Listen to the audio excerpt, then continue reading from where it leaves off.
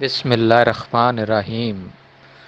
انتخابات میں electronic voting machine کے استعمال کے معاملے پر حکومت اور اپوزیشن نے ایک دوسرے کی نیتوں پر شک کا اظہار کرتے ہوئے بات ماننے سے انکار کیا۔ قومی اسمبلی میں قائد حزب اختلاف اور مسلم لیگ نون کے صدر شہباز شریف نے حکومت کی الیکٹرانک ووٹنگ مشین کے استعمال کی تجویز مسترد کرتے ہوئے کہا کہ الیکٹرانک ووٹنگ کا نظام تمام دنیا نے مسترد کیا، الیکشن کمیشن نے بھی اسے ناقابل عمل قرار دیا۔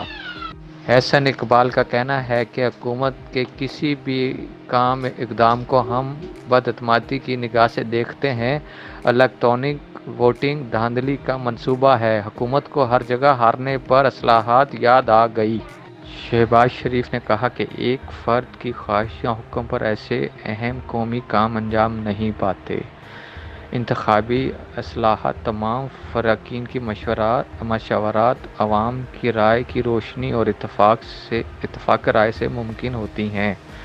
ملک کی ساکھ انصاف، شفافیت اور قانون کی حکمرانی سے بہتر ہوتی ہے، الیکٹرانک ووٹنگ مشینوں سے نہیں۔ الیکٹرانک ووٹنگ کے بجائے تباہ برباد معیشت، آسمان سے باتیں کرتی مہنگائی اور بے روزگاری اور مرتی عوام کی فکر کریں۔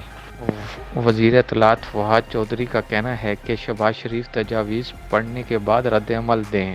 وزیر مملکت فاروق حبیب نے کہا کہ شہباز شریف کے دل میں چور ہے، دھاندلی کا الزام لگانے والے اب بھاگ رہے ہیں، جبکہ مسلم لیگ ق کے سینیٹر کامل علی نے کہا کہ انتخابی اصلاحات کو سیاست کی نظر نہ کیا جائے۔